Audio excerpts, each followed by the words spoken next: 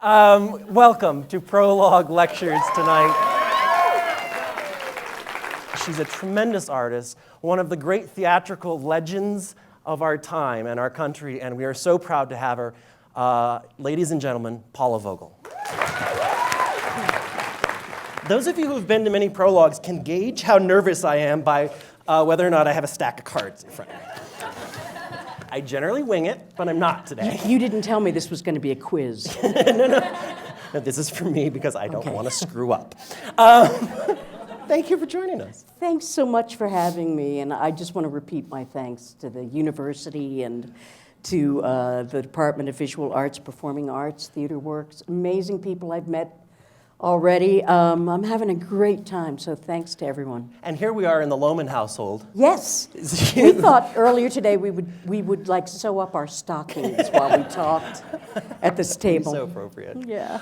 I'm going to throw, to start this out, and I'm going to ask a few questions, and we'll mainly turn it over to the audience for questions.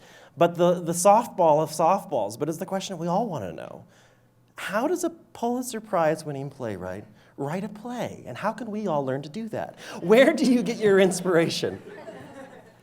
I believe everybody's a playwright, and I've kind of been proving this for the last 40 years as I go and do community, I call them boot camps. I know that everybody writes a play. We're born with storytelling, right? So one of the ways that I write plays is kind of making it a communal game, like a great poker game. And I play with other playwrights. So I sometimes will sit down and I'll say, I'll double dare you. If you write a play about Don Juan, I'll write a play about Don Juan. And I'll get together, 10, 12 writers.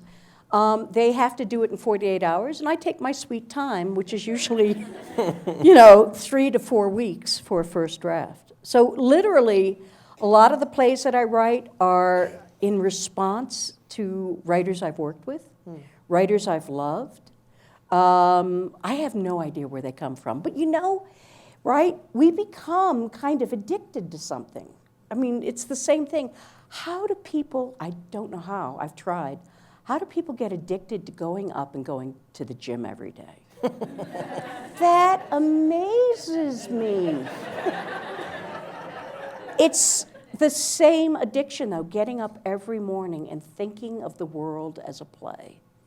How can I experience this through theater? Yeah. What I just saw, what I'm experiencing. And it really is the same addiction, only one involves sweat and hard work. And the other one is all fun. Which is which? Over the last couple of years, we've brought in a few notable female playwrights in the United States. We started with young Jean Lee a couple of years ago when we were producing her show Church. Last year, we brought in Sarah Ruhl, someone you know fairly well. Paula was Sarah's teacher at Brown. Now you. And I think it's really important. We feel it's important to have these talks with women playwrights. How much do you feel responsible to helping nurture the next generation of female playwrights? In 1972, which is when it took me a very long time to say I'm a playwright, and I think this is generational. I kept saying, I would like to write plays. Oh yeah, I've written 15. But I would like to write plays, but I'm really a teacher. And, just my students are the writers and all of that stuff. I don't know at what point I went, no, damn it, I'm a playwright. But one of my goals was to make sure that the writers I was working with would own their playwriting before I did. I also wanted to make sure that they were launched and became playwrights really far faster than I was. I think How I Learned to Drive was my 21st play. I became an overnight sensation at the age of 45. And I was determined that the young women that I was working with, they might have to sweat it out till they're 30, but that I would see this kind of launch. The truth of the matter is when I started, there weren't a lot of women playwrights that I knew, right? You'd say women playwrights, and people would go, Lillian Hellman. And this was in the 1970s, whereas today you say, women playwrights. I don't have the time, literally, to tell you of all the women writers, playwrights out there right now, whose work I love, and that's incredible. So while I feel in many ways there's less urgency, there's also more urgency, which is this, and this is a very hard statistic right now, that when I started, 16% of all plays produced were written by women. This last year, someone did the statistics, and we're now up to 17%. Now, there's some reasons why there's the discrepancy. One of the discrepancies is that women have gone into television. And by the way, there's some terrific essays by Teresa Rebeck, who I admire very much, who actually talks about, in many ways, television is a woman's medium, that she found, and I've had many writers that I've worked with who are excelling in television and therefore do theater maybe once every 3 or 4 or 5 years. Great writers. I don't know if you've ever heard of Milena Myers. She's got a new play on this season. I love her work. She was the staple of Law and Order for over a decade.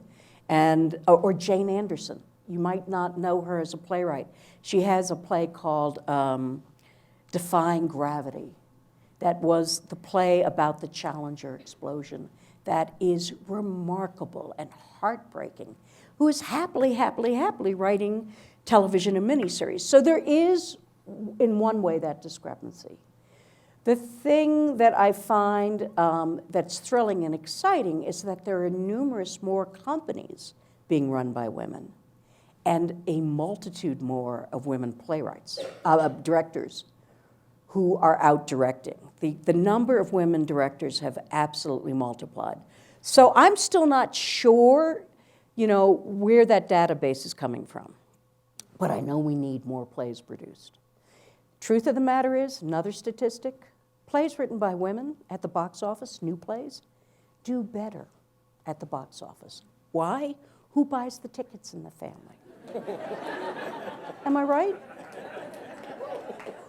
So I feel, we talked about this earlier today, I feel that we're at a pivotal moment of a generational change.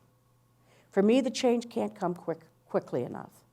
I'm going to be very happy watching younger playwrights produced more and more, and very specifically younger artistic directors, founding theater companies, right? Finding alternate ways of working. There's a lot more devised and collaborative work now. That doesn't get picked up in the statistics. Mind-blowing artists who've had lifetime careers, like Liz LeCompte of the Worcester Group, or our lovely Ruth Malachek from Mabu Mines, who just died this past week, who created an incredible body of work. None of that is reflected in the statistics. Right. We're at an amazing crossroad for men and women in terms of the playwriting. You have helped create some of the great new playwrights, and that's just a fact, with what you've done at Brown University and at Yale. How have you done that? How have you managed to bring in some of the great young minds and help them create very successful careers in playwriting? Right. In playwriting. I mean, I'm really adept at talking, particularly with parents of undergraduates who are ready to sit Shiva when their child comes home and says, "Mom, Dad, I'm majoring in theater." And I, for decades, volunteered. When your parents are here at Parents' Day, I'd love to talk to them. First of all, I know that in the 3 decades I've worked with playwrights, at least half and probably more of them are employed, are paying their mortgage, have families if they wish to, and have skills to slide back and forth, as we all must do, between teaching, film writing, rewriting, which is actually a lucrative film, and playwriting. In fact, the way I think about it, theater is the safest addiction we can know. And we have to find a way to subsidize our habit. And it needs to be a habit, like going to the gym. So one of the things I've done at Brown was I just was a pain in our provost's posterior. Sorry. I'm trying to clean up my act for you, Kevin. It's a theater crowd. Okay, I know, okay. We raised enough money so that tuition was free to the MFA in playwriting, and everyone got a stipend, and everyone got trained as teachers, and everyone in their second year taught and mentored introduction to playwriting, which then really turned on the switch for 18-year-olds who would be mentored by Sarah Rule and Nilo Cruz, you know, in their 20s, writing these amazing plays that we performed on a $100 budget. And so, you know, by bringing in these playwrights, the switch got turned on to 18-year-olds who would look at 27-year-olds or 30-year-olds rather than looking at this gray-haired lady and go, oh, they're doing it. I could do it. So how do you do it? First of all, you have to say, you know, I wish we had more money than this, but I promise you, you won't go into debt. You can pay your rent. I will produce everything you write. But I will also promise you that in the next 2 years, you and I will be having a cocktail at midnight, both crying probably, because we're going to be honest, we're going to be kind, but you know, it's going to be a rough time because I want to be as truthful as possible, but I brought everyone to Brown and Yale for one reason, and it was very selfish. I only brought in playwrights who would teach me. I only brought in playwrights who did something on the page that brought my hair standing up on the back of my neck as I was reading the script. I had no idea that I intellectually understood it, but at a gut level, it was like someone had punched me, and I would be talking back to the script as I'm reading admissions at midnight or 1 or whatever, going, how did you do that? Why am I feeling this? How did you get me to feel this? And I would bring people and I'd say, in the next 2 to 3 years, you have to train me. I'm going to pour out everything I can that I have, but you have to train me because they're generationally knowing something I don't know. How to do that, how to shift the world. And I said, if you can train me how to talk about your plays, you can train literary managers, you can train directors, you can train audiences, and you can train artistic directors how to decode your work. And the quicker you get at decoding your work for different generations and different populations, the faster you're going to get. You know, advocates who become passionate. And it's that ability of really thinking about it. I mean, the thing that broke my heart every year, I stopped chairing the Yale program last year. There were always, you know, out of 240 applications I would get on a yearly basis, there were always 40 files on my living room floor. And I would have loved to have worked with any of those 40 people. So it was always heart, you know, rendering. But this is a small field. And I know that I have met at least half of the people I didn't get to work with and get to say to them, by the way, I loved your work. And I still have a lot to learn from them. Are there specific playwrights working today that really inspire you? And who are they and why? Boy, so very, very many. I mean, a lot of them, of course, are former students. Dan LaFranc, I don't know if you've met him yet, on stage or on the page. He is brilliant. I pass around a play he did. I got to tell everybody about the bake-offs. He wrote some bake-offs. These are plays written in 48 hours that we produce with no money, and actors and a director in a room. And there's one play he wrote that is so brilliant, it has never been produced yet. I pass it around to every playwright I work with. Please read Dan LaFranc. Okay. I think he's a genius. All right. Oh boy, Christina Anderson. You may not have met her yet. Sorry. It's the dryness here. And keep hydrating. I've only been here for less than 24, and so apologies for doing this as an East Coast person, but While we're paused, as an artist, what do you think of the purple shoelaces? Was that a good choice, or? I think that's lovely. Actually, yes. Yeah? Now I not only want you to design my living room, I want you to dress me. Okay. All right. Christina Anderson graduated, 2 or 3 years ago. And I used to say to colleagues in the field, I jump up early every morning because I know I'm going to go into workshop and I'm going to hear a new Christina Anderson play. That's how excited I am. Meg Moroshnik. I had an extraordinary class of these 3 women, and Debika Guha. The amazing thing is I know these people, and I know their plays, and they stay in my head.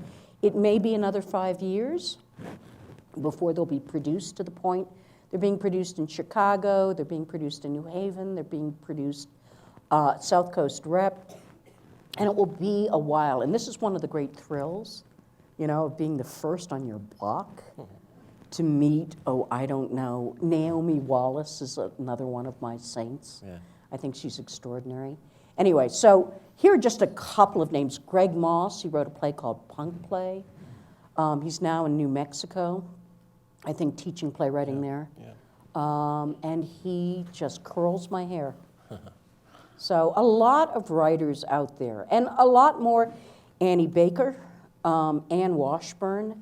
These are people who I don't know if they've gotten out here, but I'm just going to throw out the names, because if you pass by a theater company and there's something by Ann Washburn, please go see it. Sam Hunter.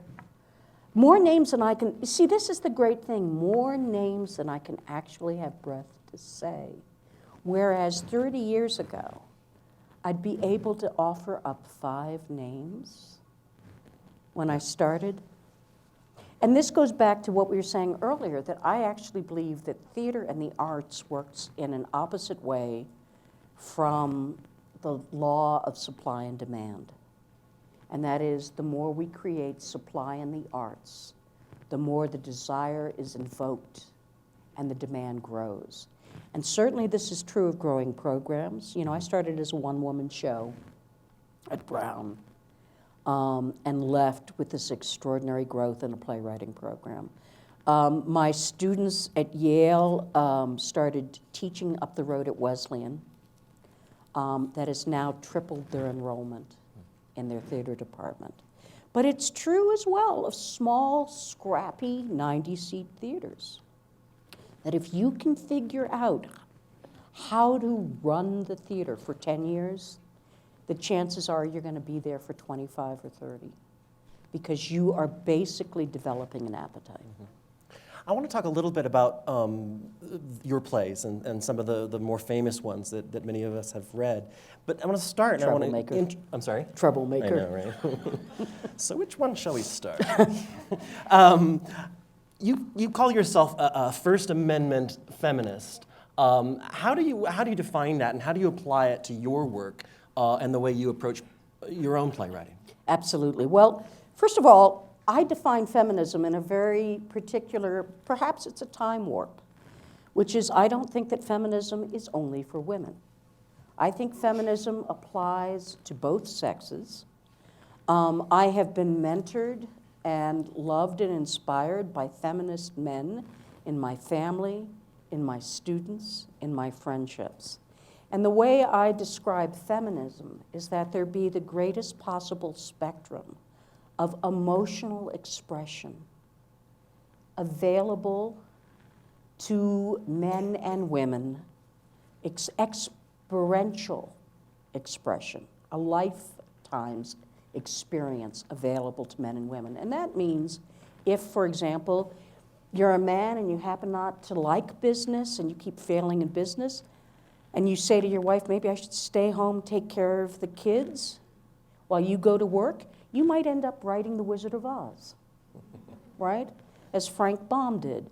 I mean, I just think that there is nothing to me unnatural about fathers mothering and mentoring and caring. And if we look and see the tremendous difference in what it means now to be a father than what it meant when I was growing up in the 1950s.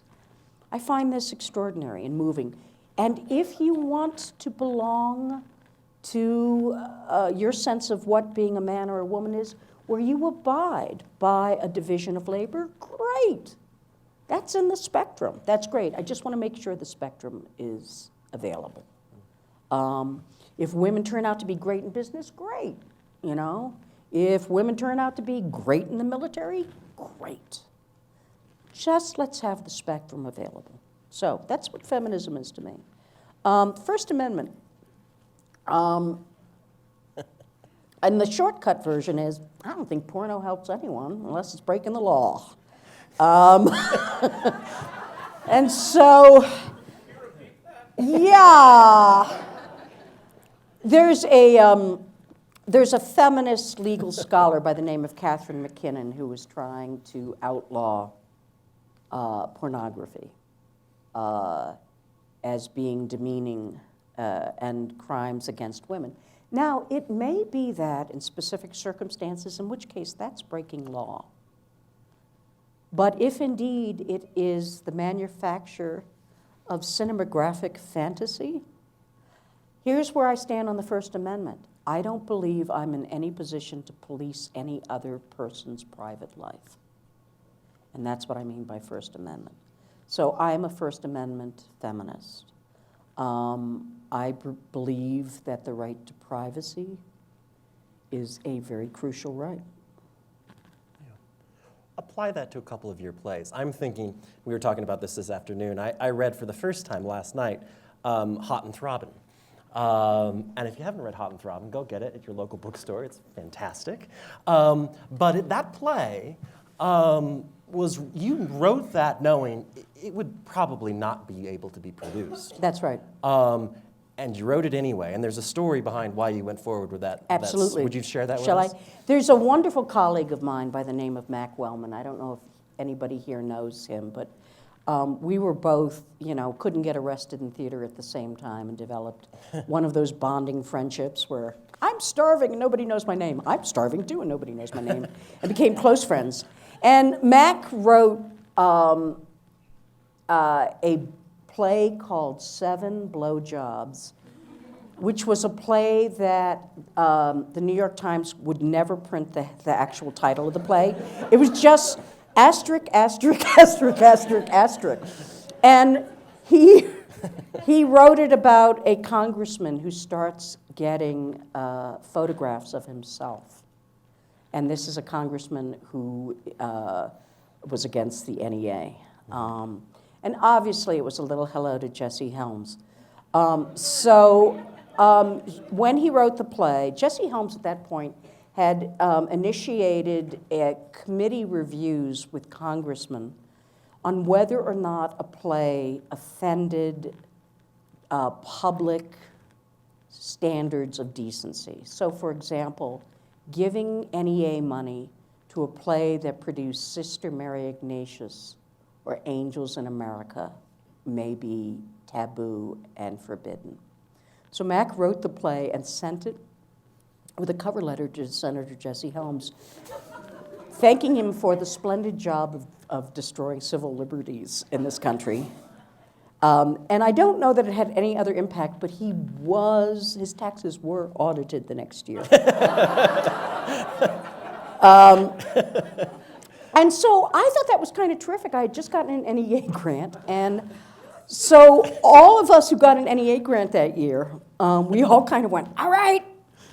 So I thought, what will be my pornography play that offends? And it was Hot and Throbbing. I had actually met early on this wonderful woman a playwright, I won't give her name, and in the 70s, and I was like, so, how are you doing this? She had kids, and she's like, well, I write pornography. I'm like, what? She said, yeah, I write 50-page-a-day minimums, and they send me the theme. This week is dogs, or whatever, or, it's nuns, or whatever, and you come up with the 50 pages, and I'm like, for real? And I remember she was, to me, an older woman at the time. She had those great Lena Wertmuller glasses, And I went, wow. Far, right on.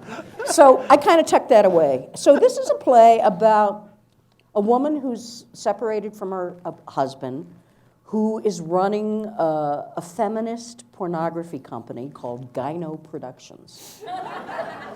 And they have a little mascot of a rhino with pasties. And she's got two teenagers, a boy and a girl, which is to say she's got two oversexed teenagers that she's trying to raise in the suburbs as a conventional family, but who find out what she's doing. They find the password code to her computer and realize that, or the son does, that mom is. So here's what's interesting me. And then it takes a very dark turn. And you think, perfect for an NEA grant. Perfect for an NEA grant. Let's do this one. I am fascinated, and I think all my plays are fascinated, and this may include Mineola Twins, How I Learned to Drive, probably everything I've written. I'm fascinated by what we police and deem obscene, but the things that are actually violent and hurting us and eating at us, why we don't pay attention to those things. So obviously, one of my great concerns is domestic violence, and the fact that we call it domestic means we're putting it in a certain box and a category. So in fact, Charlene has gotten an order of protection against her former husband. And the line of when do we control our fantasies versus when does something go out of control, when do we look at this, pornography, but we don't look at children and women and men. The Greeks never put violence on stage. They considered it obscene. The original, definition of obscene is off stage. You never see Medea's children being killed. They are off stage. And they rolled on the wagon to show the results of violence, but not the violence itself. Now, one of the things also when I was writing Hot and Throbbing was I started becoming alarmed at all of the trailers. If you look at the trailers on TV, we are in such an apocalyptic time, a kind of cosmic fear, that I'm sure all of us who've read 1984 and Orwell are thinking of, his description of people laughing as bodies are being blown up. I mean, we keep topping it and topping it and topping it, but we're not really looking at it. Instead, we look at things like pornography. I really, perhaps not now. Maybe this was an issue 10 years ago. I'm now working with veterans in a playwriting group to do a response to a play called Don Juan Comes Back from the Wars. And I'm writing it for a company. And it's not that I have anything to offer veterans who've been deployed more than I want to understand.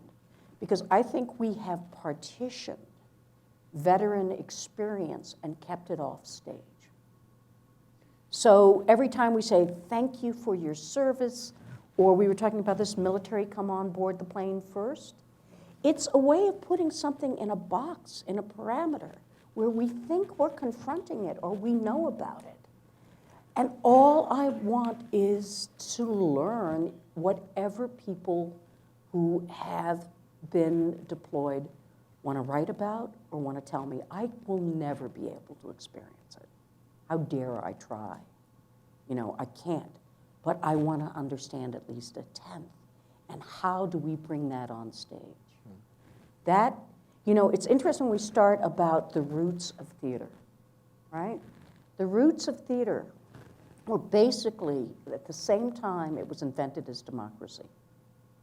And everyone in town were invited to the theater, to the festival. Senators and the wealthy people in town, it was their duty to become the producers each year, right? And so senators would be sitting there, but women and slaves, along with citizens, it was an obligation to go to the festival if you were a citizen. So there we are, foreigners, women, and slaves sitting in the same space as senators and the wealthy Greek citizens in town, and they're voting on war, which all of the senators' sons would go to fight. But they're doing plays like Trojan Women, and everyone in town had to watch the results of war on women and civilians. I think that's extraordinary. I think that theater has a way that regardless of our political positions, that we're in the same space. And we all look at something that's hurting each and every one of us in our town. And it's not that plays give answers, they don't. They simply pose the questions, and they simply put on stage that which would have been considered perhaps obscene, but said, look at this. You know what, senators? Look at how we treat our foreigners. You know what, senators? Look at how we treat our women. Here's Medea. You know what, senators? Look at how we treat our slaves. Look at how we treat civilians. That's all, and that you had to attend. So that's the roots of where we are, and I find that deeply inspiring. It's not to say that theater shouldn't be entertaining. I think there's a huge spectrum. I want to fight for the spectrum of theater the same way that I want to fight for the spectrum of love between men and men, women and women, men and women, parents and children, cross-generationally. However people want to define their family, there's a lot in me that rues the fact that we've become more atomized. You know, I love reading plays from the 1920s. We were talking about this, like You Can't Take It With You, when families had like 10 members. Why? Because grandma still lived in the house, and grandpa lived in the house, and Uncle so-and-so lived in the house. And there were all of these generations in that house. And that, to me, is still what we have to fight for theater, that all the generations can be here in a common meeting ground. This is our house. It's fascinating what you talk when you write about and talk about so eloquently, this idea of obscene or obscene being that which we want to hide. We're going to keep it off stage. We'll show you the results. And your play, to go back to Hot and Throbbing, but also to transition into another play, is unproducible because of the sexual content, essentially, right? The pornographic content. But it really isn't a play about that at all. It's not about pornography at all. Yeah. It's about domestic violence. It's about what our children see. It's about what our neighbors ignore. It has been produced, by the way. Yes. And I have to say, I constantly love when I get letters from the scrappy, 90-seat theaters that do Hot and Throbbing. I'm like, you guys are brave. You go for it. I just have to segue into this one story. Yeah. So I had this season done in New York at the Signature Theater, and I thought, okay, this is the chance to, I rewrote Hot and Throbbing in 3 major ways over a decade, and I thought, okay, I'm going to try out the rewrite. So we produced it. It was a marvelous, marvelous production directed by Les Waters. And I thought, it's just an extraordinary cast. Anyway, in the middle of one of the performances at night, I was sort of standing in the back, and I see a woman getting up to her feet, coming up the aisles. And I thought, ooh, something's happening. And so I kind of went down, because I could see she was having trouble. She got to the top of the stairs in the back, and she passed out. And I caught her, and I called over the house manager. And meanwhile, the play is still going. And so we lift her up, we carry her down the stairs, we carry her into the lobby. And I'm like, call an ambulance. And I'm hovering over her, and she opens her eyes, and she said, who wrote this play?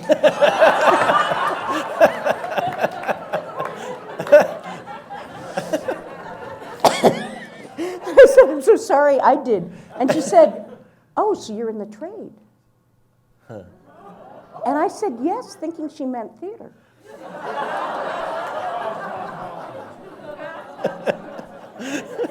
Made me very proud. I want to make sure we touch on a couple of others of your plays. Obviously, you won the Pulitzer for How I Learned to Drive, and that is published in an anthology called the Mammary Plays. That also includes the Mineola Twins, which of course we're doing downstairs. And I'd like to talk a little bit about the development of those two plays and how they go together in some way, if Right. you could speak to that. Yeah. But I also hope that you can talk a little bit about this idea of camp. We've been talking about camp and campy theater. Right. What does that mean? Right. And how do you use it as a dramatic trope? Yeah, I don't think I can help myself in terms of camp. You know, sometimes people call it camp and other people just say, oh, you're very borscht belt. And I proudly claim both. You know, Mineola Twins and How I Learned to Drive were conceived together and written in a 1-2 sequence. And I knew I had been working on How I Learned to Drive in my head for 15 years, and I didn't quite know how to do it. So I thought I'd start Mineola Twins, which, again, in the Greek tradition, every playwright who wrote a tragedy had to write a satire play. And I thought, I'll write the satire play first, the comic trope on big-breasted women, and the same kind of time travel, you know, and suburban life. So I wrote Mineola first.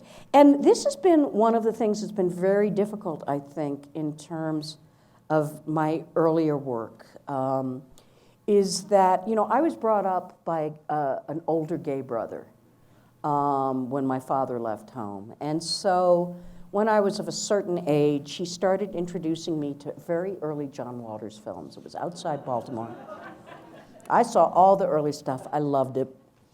And then when I got to another, you know, maybe after I was 18, he started taking me to drag shows. Amazing, amazing drag shows with incredible artists. And I fell in love with drag. And then a little bit later, I went to grad school, and I read this extraordinary book called Mother Camp by an anthropologist who actually went to the Midwest and to Omaha and across the country and interviewed drag performers of the 60s and 70s. Now, here's where I got into trouble in the 70s during a time of liberal feminism. I'm there going, I love drag. With women who are like, that's not funny. And I found drag extremely moving. I find drag funny and empathic towards women. So from my point of view, there is so much that one learns when gender is mirrored by the opposite sex. And I find it a profound and moving gift. And we were talking about this early on in the 70s. I was writing these plays like Oldest Profession and Baby Makes Seven, and a number of, at the time they were all men, a number of literary managers and artistic directors would say, you know what your problem is? You write like a man. And I'm like, I don't think so. Oh, yeah, you do. You write like a gay man. Close, but no cigar. You know? So the notion of a certain kind of social gender comedy that was ascribed only to gay men was something that women couldn't partake of, was something that was very deeply rooted. Does this make sense in the 70s? And I thought about it, and this is still my theory. And it has to do with comedy and women writers. In any genre, I feel, particularly in theater, particularly in performance, you know, because there was basically it was against female decorum for women to have public speech, which is why Quaker women in this country were the earliest public speakers against slavery. We were supposed to be quiet and at home, which is why the novel was invented by Aphra Behn, and novelists like Jane Austen so excelled because they could write their worlds while staying inside the parlor, right? Women playwrights, Aphra Behn was called a prostitute. So it's really only in the 20th century that women started coming forward as playwrights. So we're a very recent phenomenon. Does this make sense? So I feel that we have centuries of these wonderful men playwrights writing, and that there is a notion of the prodigal son the son who leaves home in exile, criticizes, is critical, and often by ruthless comedy. That's how a lot of social critique, right, is delivered. And then comes home and is forgiven and embraced and reintegrates into the society that he rejected. We do not have cultural models of prodigal daughters. And it is one of the reasons right now, one of the things that's very exciting to see is the development of female comics. That too has been very slow and late to develop. That when we socially critique through comedy, it is with love, as much as any man may do. But we don't have a long legacy of it.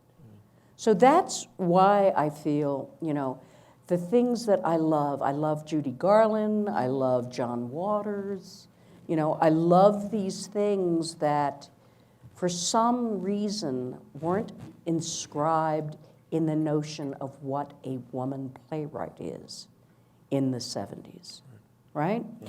And I particularly love, this is the way I put it, a joke is really funny depending on who tells it.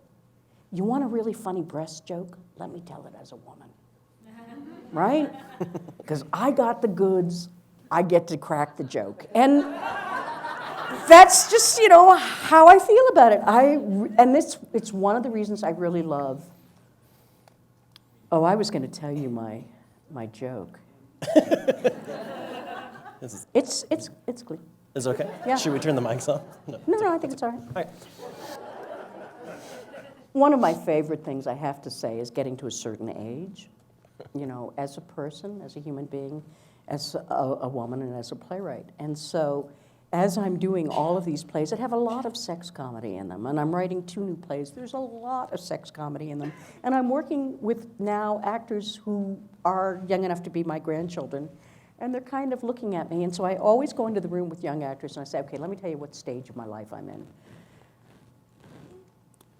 There was a guy who was walking along the street, and he hears this little voice going, pick me up, pick me up. And he looks down, and there's a talking frog. And the talking frog says, pick me up, I'm actually a princess, I'm under an evil spell. If you kiss me on the lips, we'll go back to my place, we'll make love all night. And the guy takes the frog and stuffs it in his pocket and buttons his pocket. And the frog's saying, hey, no really, I'm a princess, evil spell, kiss me on the lips. And he's like, look, I'm over 50. I'd prefer to have a talking frog.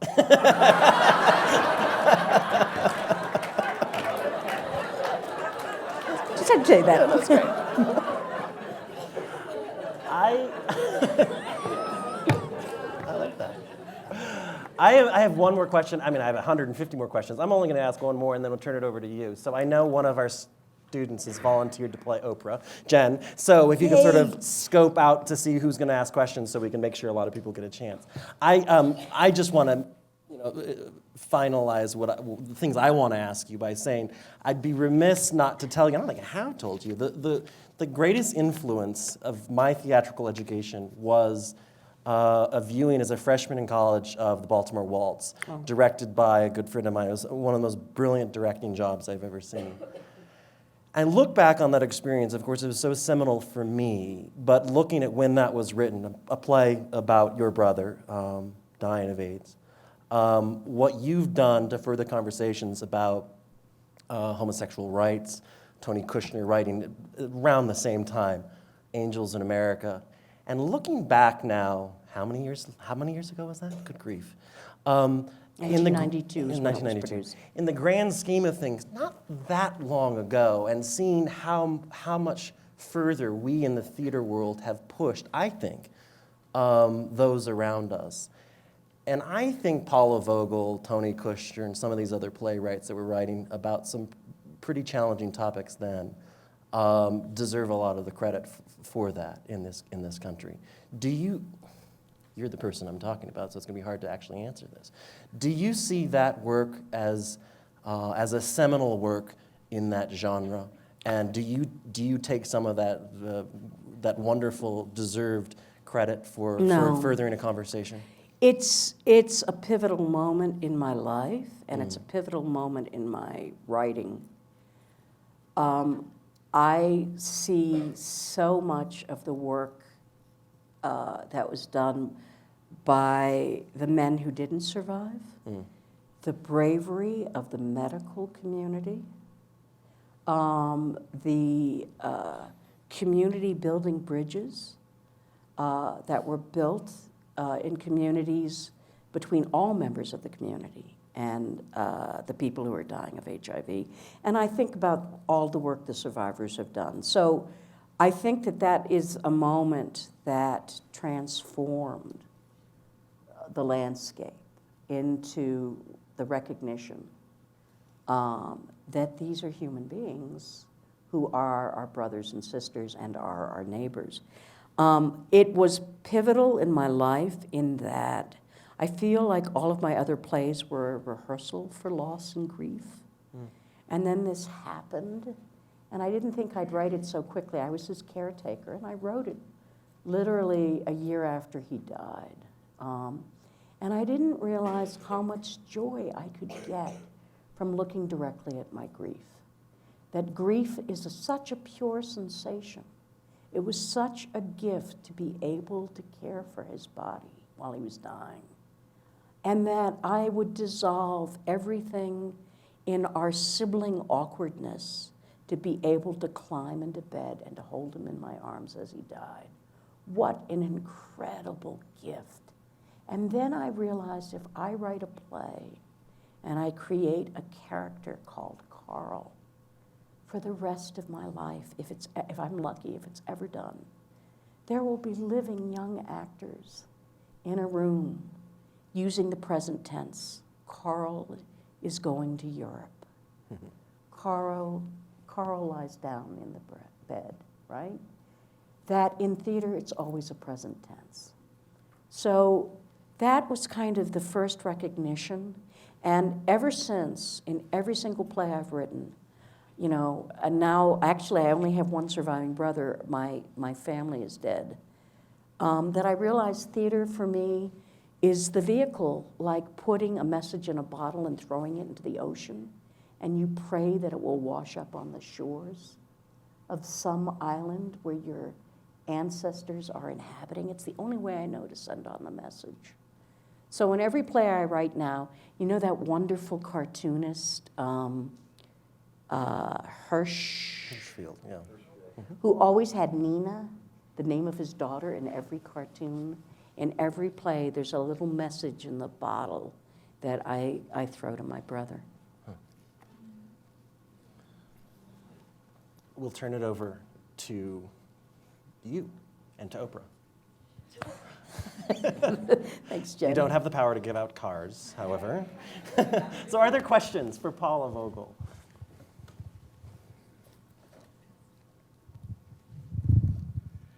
You said that in all of your plays you're approaching problems that people refuse to address and problems that are ripping people apart, and they choose to ignore them. They know they're there, but they choose to ignore them. And that is like extremely clear in How I Learned to Drive. But what was it that made you choose such a huge problem like incest? Like what was the impetus for How I Learned to Drive? Where did that come from? One of the things I will tell you autobiographically is that in this play, Peck is 45, or in his 40s, and I wrote it in my 40s. And at that point, I think I had taught, I started teaching when I was 23, as remarkable as that seems. And I cannot tell you over the years the Kleenex boxes and the stories. And I am not a professional psychologist, but I wanted to help these extraordinary young men and women, and they're both. I mean, the thing that I feel in many ways by choosing Little Bit, and again, I became very obsessed. This is a long answer about negative empathy, but I love Strindberg and I love Nabokov. I love writers who go into the dark like that. So I knew I wanted to answer Lolita from the time I wrote Lolita. And I have no idea. You know why it came to me? I'd been thinking, how can I help? How can I help? At that point, there were a lot of scandals breaking when I wrote this. And I was driving, and I literally saw a young woman adjust her rearview mirror and a man appear in the back seat of the car.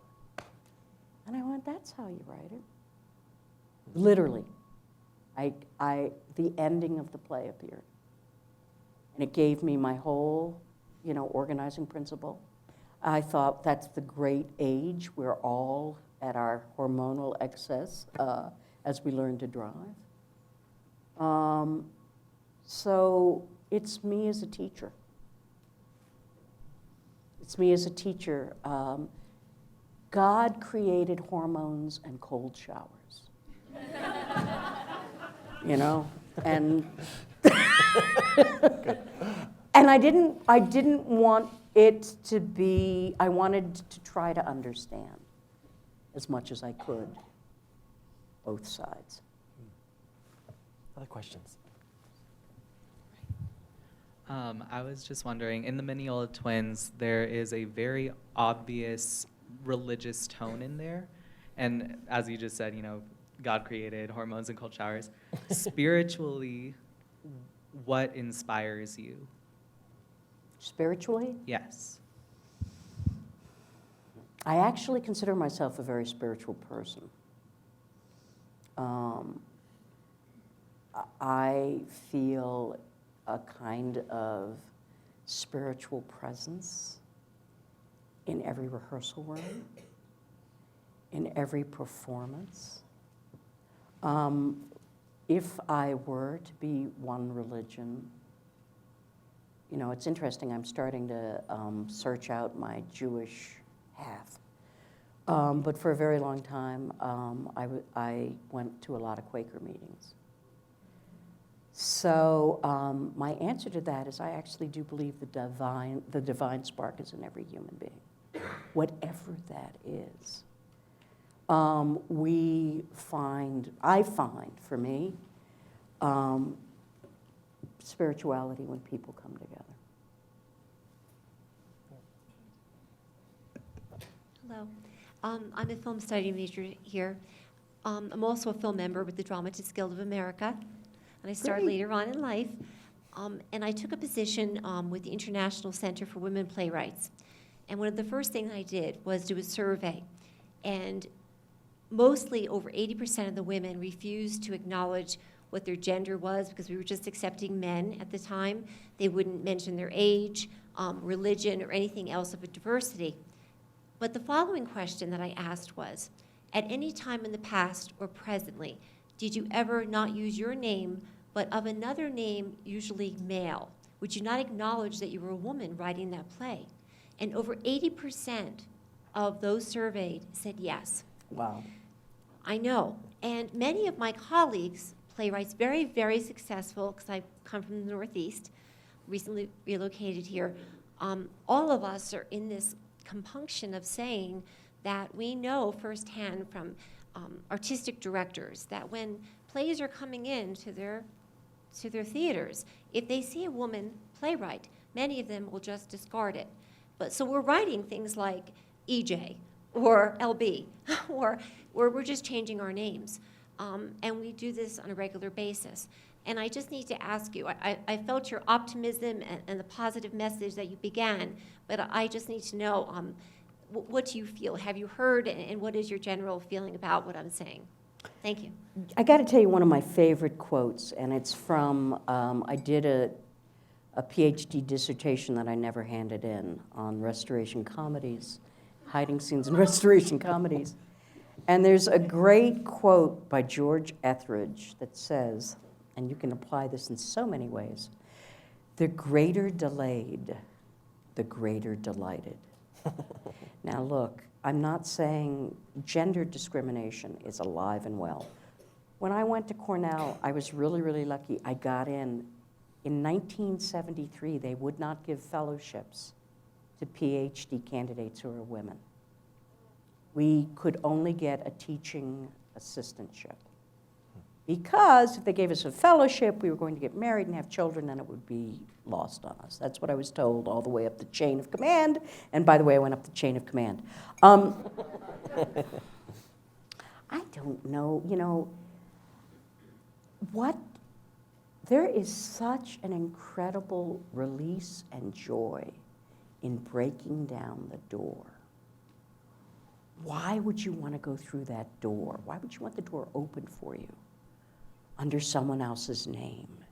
It might take us twice as long, but the joy, you know what I mean, of breaking down the door is well worth it. I also come to believe, and of course I have to believe this because I wrote How I Learned to Drive when I was 45, is that the greater delayed, the greater delighted. That one of the curses, actually, in this field is, and I've watched it with a couple of young men, that they get produced when they're 25 or 26. What a curse. That's a huge mistake.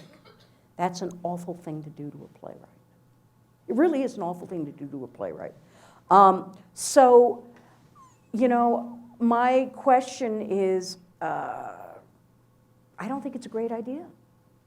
I don't think it's a great idea. I think it's a better idea to find places or start your own theater company where you build the door. And there are theater companies still, and people go, but you're Paula Vogel. I don't know who the heck Paula Vogel is. As far as I know, I'm going to wake up tomorrow, and my wife's going to say, oh, you had a really high fever, and I still haven't been produced. And I'll wake up, and I'll be 62 in my bed, and this was all, this was all a dream. But, build the theater company instead. And I don't believe in it. I don't believe in that strategy, inherently. And once you start, there are theater companies in this, I call them feet-first theaters. I go to wonderful plays in those theaters. I see playwrights that I've worked with and loved get done by those theaters. I know it, I call it a feet-first theater. I can name them. I will never be performed in those theaters, not as long as the current artistic directors who are in their 60s and 70s are alive. And you know what? It's right that they don't do me, because they don't like my work. Why do you want to be done for the wrong reasons? I wouldn't want to be done because somebody says, let's find a woman playwright. I would want to be done if an artistic director says, I love this play, right? So that's, that's my response. I'm really kind of disheartened to kind of hear that statistic, because in truth, there's a new initiative, I'm sure you know it, Julie, it's 50-50, it's 50-50 in 2020. And I think that there is clout in a kind of group action. By the way, I think one of the reasons Roundabout did Mineola Twins, I swear this is true, and I love going to Roundabout, and I actually love Todd Hames, but they're dedicated to classical theater. Okay, how much classical theater is done by women playwrights? But the Guerrilla Girls, do you guys know about the Guerrilla Girls? I love them. Started writing in all of the bathroom stalls, including the men's room. The taking of photographs and the productions of plays by women is strictly forbidden in this theater, in every stall.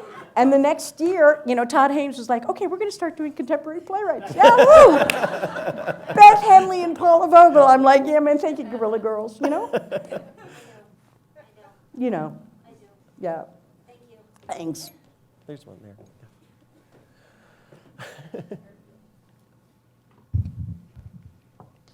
Hi. Hi. I'm about to direct a production of Desdemona, and as an artistic director, Hot and Throbbing is actually on my short list. But one of the things that I'm really amazed by, because you are of a generation, it's funny that you use this phrase, but I call them the that's not funny feminists. And I'm wondering, as I read Desdemona, this amazing look at these women's choices without judgment, and especially this wonderful monologue that Desdemona has about sort of traveling the world through all of the penises that she accepts into her body. Also, actually, I wrote pornographic screenplays for a time. Yes! Yeah. So, Yes. But I'm wondering how it is that you have departed from your generation so completely in the viewing of those particular choices in women without sexual judgment. You know, first of all, I think the second I even put myself in a box, I want to break out of the box. I am a lesbian who loves men.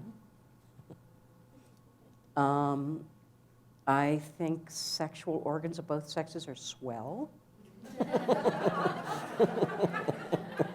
I think it's there as a conduit, you know, for pleasure, intimacy, many wonderful things that come from that. So, you know, I have to say, Desdemona, I did a number of readings for the early days of the Women's Project. And Desdemona did not go over very, very well.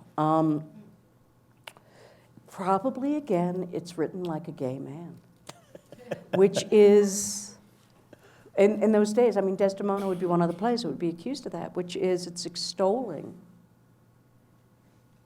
the pleasure of our body as an important thing, you know. It's interesting how this has kind of changed, and it's interesting in terms of the plays that I wrote before HIV. And it's interesting now being, I feel like I'm a grandmother. I'm actually a godmother and a great aunt.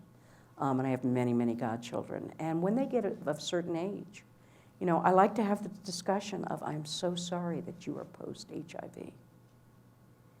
And that you can't experience the possibility of making a mistake, which we make when we're young. You know, that you can't experience that. And so Desdemona was written at a time, right, that I feel it is very much, if that makes sense, a pre-HIV. But then again, so was Shakespeare. Look at that. And here's the other thing about it. I mean, if we stop and think about it, the bawdiest plays we are likely to see are written by William Shakespeare. They are extraordinary. There's such libido in Shakespeare. It is amazing. It's life-giving. It's a force. How much do we love Shakespeare, right? So it's just an attempt to probably break out of the decorum of what a lady should write that propels Desdemona. My dissertation committee was horrified by it.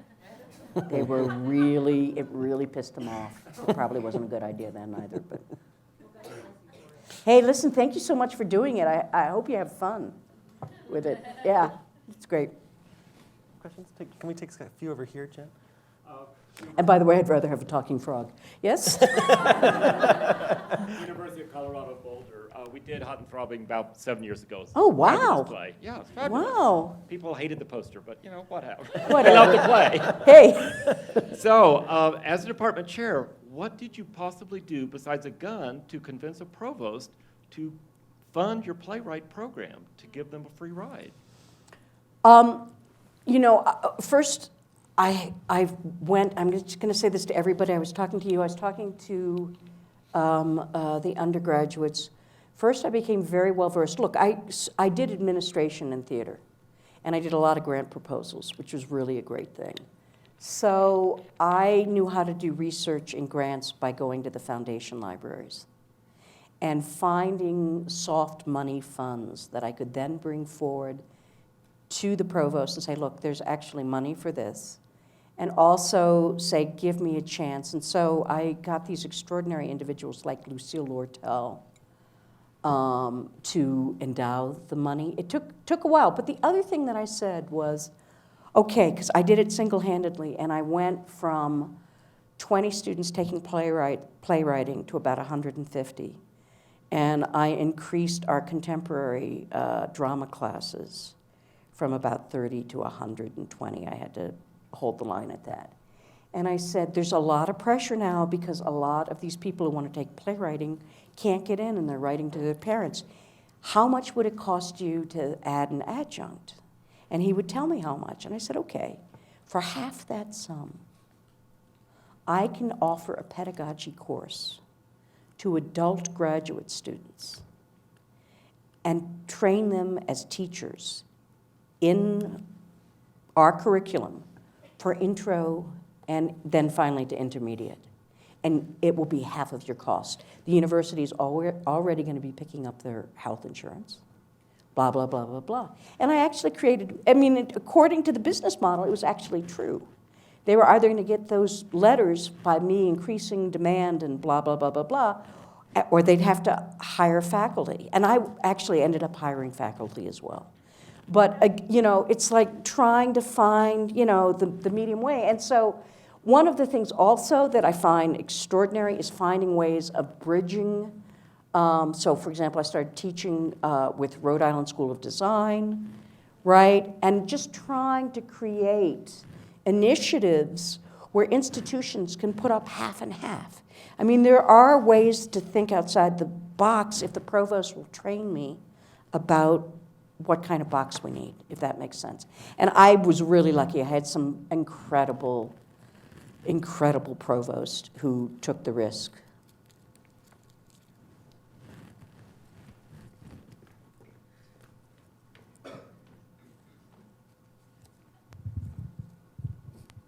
Okay, my question is about writing, and I want to know what the most difficult stage of the writing process is for you and how you get through it.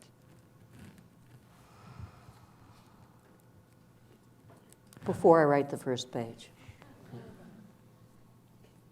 is really the most difficult. I'm trying to get to a point now where I don't overthink it and over-research it. And one of the things that actually was kind of a thrill is Mineola Twins, maybe it shows it, is I decided just to sit down and write, just to try it, and not think about it too much or plan it out. I knew what it was in conversation with. But I think that first day is very hard. What happens to me is there's an incredible thrill that then takes over. And this is the other thing. I've developed techniques. I do a little course called microdramas, and I also do something called a boot camp, where I break down fun little games we can play in 5 pages. For example, write a play with a dog as protagonist. Write a short play that's impossible to stage. Go up online and read the FBI profiles for the most wanted, and then write a scene in that person's life that the FBI would never dream of. You know, so just a little kind of flexing of the whatever, and so I have this whole course that I've developed called microdramas, which are basically 5-page plays. But for example, to get through either How I Learned to Drive or Baltimore Waltz, I literally went, okay, now they're speaking French. I don't know how to speak French. Isn't that fun? Okay, now we're in, you know, Amsterdam. What do I know about Amsterdam? I've never been to Amsterdam. Oh, Van Gogh. So, you know, it's that kind of thing, where, you know? And so if you break it down, and I say this all the time when I'm doing workshops with people who've never written a play, everybody can write a play. Please don't think that you have to sit down and write Long Day's Journey into Night. If I sat down and thought I had to write Long Day's Journey into Night, I would just curl into one big writer's block. But if I think, now I'm going to write 5 or 2 pages about fog, and just write a scene where all you're hearing is the foghorn while a family's trying to have a conversation, I bet I could write that scene. And then if I decide, okay, mother's on morphine and comes downstairs and undoes her hair, I can write that. Do you know what I mean? So if you look at every play, just as like a little game that we're playing, right? Then we can get there, and particularly with Baltimore Waltz and then with How I Learned to Drive. I just went, okay, it's time for the Greek chorus to sing. Let's have a little song. You know, if you look and you break down Shakespeare, it's like, okay, now we're going to talk to the skull. And now we're going to have a little clown dance. And now right? Everything's broken down to games that are fun to play. Does that make sense? And I never think about the whole play. I put what the play is about in this hand, and I put that hand behind my back. Because we all know what we're writing about. If we think about what we're writing about too much, it gives us a writer's block, right? Does that make sense? Great. I think we have a chance for maybe 1 or 2 questions. There's one way up here, Jen. I don't know if there's... Yeah. All right, I'm going to stand because it makes me a little bit more comfortable to stand, so I'm standing. Okay, my question to you is about play development. It is often sort of the case in playwriting that you're expected to sort of take a script and work it and work it and work it and rewrite it over the course of workshops, workshops, stage readings, productions, constantly tweaking it, making it better and better and better and better and better. And you sort of get to a point where a particular scene might not be working. And it is hard to sort of find exactly why that scene might not be working. Is it, is it something about the direction? Is it something about the acting? Are these costumes not right? Is music wrong? Or, like constant, like so many factors that go into this scene to make it work. And I find that it's often difficult to sort of be able to say, all right, the problem with the scene is the script. The script needs to be changed. Or the problem with the scene is the circumstances surrounding how it's being staged or read. In what cases do you trust sort of your inner voice? Because as we know, no play is ever like the vision. That the script is only a blueprint, and you require the actors and the director to come in and take it the rest of the way. In what situations do you trust your inner voice? And in what situations do you sort of trust your eyes and ears and say, I need to go back and I need to make rewrites here because the script is at fault? Right. That's my question. It's been very interesting working with younger writers. And in the Brown program particularly, I basically in their first year put up the first draft. And I say, why don't you hear it in the first draft without any rewrites? So you can recognize what your voice is. Then after we do a 3-week workshop, you decide what you want to change. In the second year, I say, do 2 drafts. Do a reading, look at it, talk about it, do it. That kind of workshop development is really unfortunate. And so what I try to do is something else. I've actually developed my own process. First of all, I send it to first readers that I've accumulated over a lifetime. And they tell me. And they're really smart, and I trust them. Secondly, I did this just with this new play that I'm writing, co-creating with Rebecca Teichman, called Rehearsing Vengeance. We got in our living room. We asked friends to come over. We read it out loud. I will do that again and again, rather than, I'm now saying no to development workshops. I'm actually saying, why don't you give me a first production in Ashland, Oregon, where there are not a lot of critics, so I can try it out on its feet. But always, I just have to tell you, in every play, sometimes I'm wrong. There were things that weren't working in Long Christmas Ride Home. And I recognized that, and we didn't have enough time. And then some directors solved it without changing the words, but changed the sequence. Play works great. I just didn't have the clarity to think about it. And if somebody says, let me try this, I'll say, go try it. But, I was in the nth hour with David Morse and Mark Brokaw, and they were like, the fishing scene doesn't make any sense. And I say, you're absolutely right, it doesn't make any sense, but it's sacred. And it's a problem, but it's your problem. And I'm not taking it out, and I can't even tell you why. So I go into every experience with 3 sacred moments that I can't even know why, but in my gut, for the first production of Baltimore Waltz, I had to hear the Emperor Waltz. I don't like Strauss. I have no idea why it's there.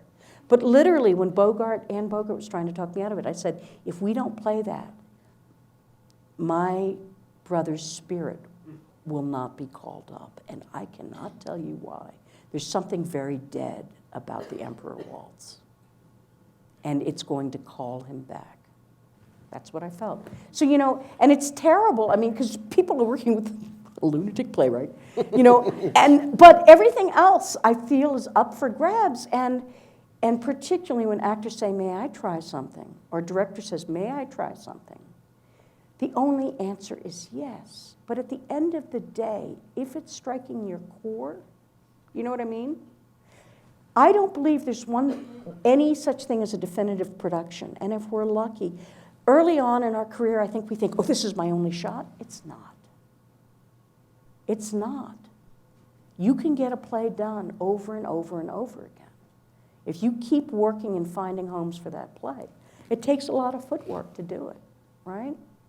I finally, for me, feel like I figured out Hot and Throbbing, which took over 10 years. I was thinking you'd be fabulous to do a playwriting workshop at UCCS sometime, so we'll just chat about that. We'll chat about that. Thank you so much. I hope that, I know there are lots of questions, and I hope that we can linger here a little bit. I do want to make sure that we let people go who want to go, Yeah. because we've gone long, of course. Whoops. No, that's okay. So I want to just say a couple things before I thank Paula. One, thank you. Thanks to all those people who I mentioned before who make this possible. I hope we will see some of you, all of you, many of you, next week with Brian McDivitt, the 4-time Tony Award-winning lighting designer who's going to talk about theater from a completely different angle. And that's next Sunday, right here on this set. It is an honor to have you with us, and I've been looking forward to tonight for 2 years. And I'm so grateful that you could come. So thank you so much, Thank Paula. you so much for bringing me. Thank you. Thank you so much.